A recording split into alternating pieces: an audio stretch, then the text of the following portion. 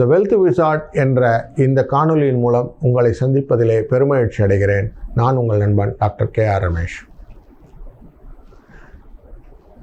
நார்மலாக நம்ம என்ன பண்ணுறோம், ஒரே ஒரு சோர்ஸ் ஆஃப் இன்கம் அப்படிங்கிற பேசிஸில் தான் வாழ்க்கையை நடத்திக்கிட்டு இருக்கோம். ஏன்னா கம்ஃபர்ட் ஜோன் நமக்கு ஈஸியாக இருக்குது.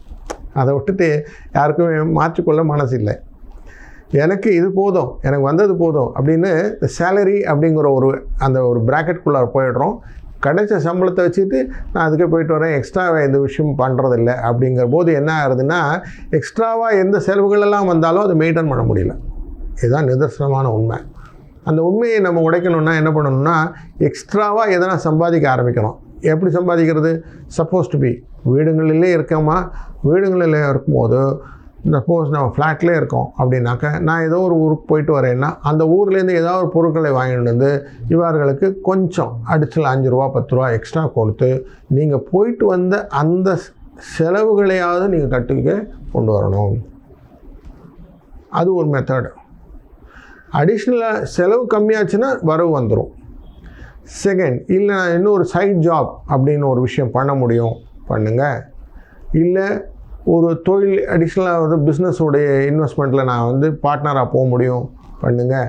இப்படிலாம் பண்ணும்போது நீங்கள் உழைப்புக்கு போய்கொண்டிருக்கிற இந்த ஊதியத்தோடு உங்களுக்கு சப்போர்ட்டிவாக இன்னொரு ஊதியம் கிடச்சிட்டே வந்துச்சுங்களேன், உங்களுக்கு ஈஸியாக இருக்கும்.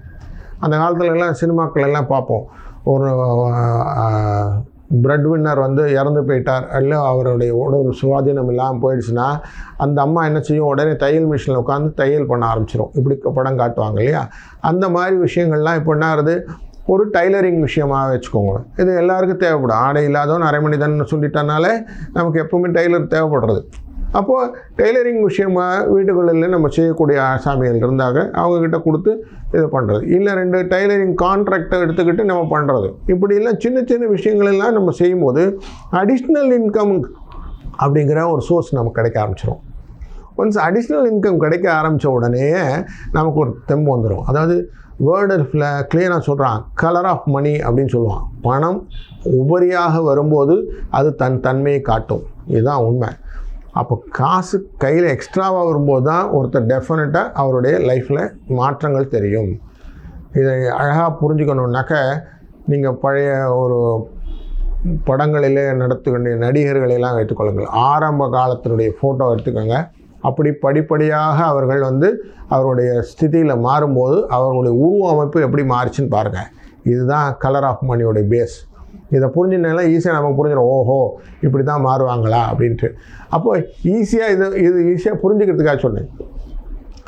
அப்படி தான் ஃபினான்ஷியல் மேனேஜ்மெண்ட் நீங்கள் கரெக்டாக மேனேஜ் பண்ண ஆரம்பித்த உடனே உங்களோட லைஃப் ஸ்டைலும் கொஞ்சம் கொஞ்சமாக மாற ஆரம்பிக்கும். உங்களுடைய அந்த withstanding capacity, buying capacity, financial கெப்பாசிட்டியில் மாற ஆரம்பிக்கும். ஆனால் ஒரு சின்ன காஷன் கொடுக்குறேன். பெரிய பெரிய மில்லியனர்ஸ்லாம் இருக்காங்க இல்லையா, அவங்கெல்லாம் ரொம்ப சிம்பிளாக தான் இருப்பாங்க. எங்கிட்ட பணம் இருக்குன்னு வெளியில் காட்டிக்க மாட்டாங்க.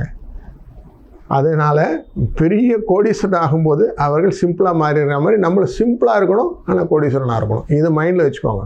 உடனே படோடாபமாக செலவு பண்ணுவதனால தான் பாதிவே மாட்டிக்கிட்டோம். ஏழையாக இருப்பது வந்து ஒன்றும் இது இல்லை, வருத்தக்கூடிய விஷயம் இல்லை.